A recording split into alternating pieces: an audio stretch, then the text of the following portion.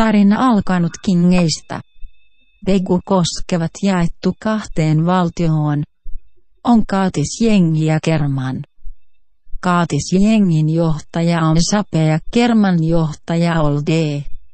Kaatisjengiin kuuluvat Sapen lisäksi Skede, Pontikka, Murusu, Nikapudi, Kekkonen, Maxksie, Äijälä, Ryhänen 10, Fors, Betalar, Iina, BBQ, Keijo, Ärät Tonniat Kiree, Remeiko, Tseubider, Iso, Mustaveli, Henk, Bakman, Sto, O, Kuljuri, Bete, Olkkonen, Drunk, Darkness, Perärusko, Jippari, Salekka, Dörppä, Kynämies, Kapanen, Suippo. Pujukala ja Pasi 851. Kermaan puolestaan kuuluvat Oldeen lisäksi Arvid, Gröndelek, Tinordi, Lossi, Summelo, Matomasa, Milena, Koniva, Kipe, Teuvo, Tsipi, Lehmu, Jätrappi, Olo, Belt, Ruuvattava ja Fuks. Yhtenä perjantai-iltana Bekussa syttyi sota. Kaatisjengi ja Kerma taistelivat toisiaan vastaan alkanut hallinnasta. Voittaja hallitsisi Bekua ja häviäjät joutuisivat voittajien vallan alle. Sota oli hirmuinen. Alkanut suurimpana pahiksena tunnettu muoto, joka on myös Kaatisjengin johtaja, ampui konekiväärillään Fuksin, Shrevedin ja Teuvon kuoliaaksi.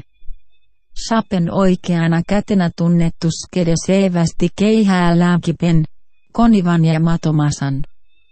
Kerman johtajana tunnettu Oldesenin sijaan repi Maxksien, Äijälän ja Iinan paat irti. Oldeen oikeana kätenä tunnettu Arvidsenin sijaan puukotti BBQKEIJON. Ärät Tonniat Kireen ja Remeikon kuoliaaksi. Kerman johtoportaaseen myös kuuluva Jätrappi hakkasi paljain nyrkein Tseubiderin, Ison ja Mustavelin kuoliaaksi. Myös Bakman, Bete, Olkkonen, Drunk, Darkness, Perärusko, Jippari, Salekka, Dörppä, Kynämies, Kapanen, Suippo, Pujukala ja Pasi 851 saivat surmansa. Bakman, Betel ja Olkkonen saivat kirveestä päähänsä, KUN Gronrie haantui. Druk, Darkness ja Perärusko puolestaan kuolivat luoteihin, KUN Tinordi ampui pistoolillaan heitä kohti. Jippari, Salekka ja Dörppä kuolivat astuttuaan maamiinojen päälle. Olevissa asioissa Lossi oli kaivanut maan alle. Kynämies, Kapanen ja Suippo jäivät Lehmun panssarivaunun alle.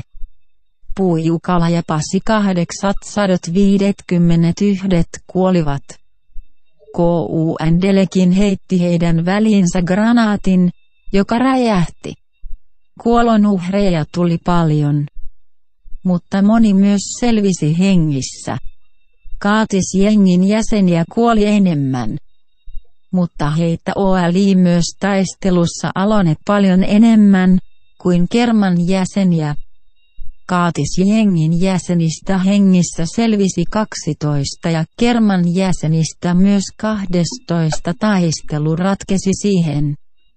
KUN Kaatisjengin johtajan Sapen koira Pave juoksi taistelutantereelle ja puri kaikilta muilta Kerman jäseniltä kädet poikki, paitsi Oldeelta.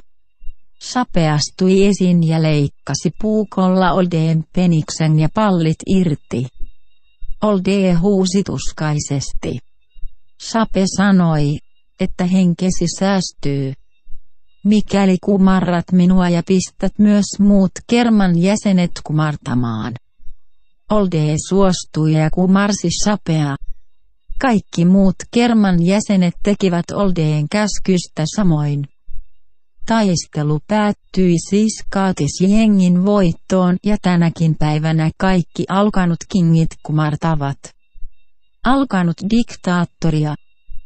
Sapea Pave on hänen uskollinen koiransa.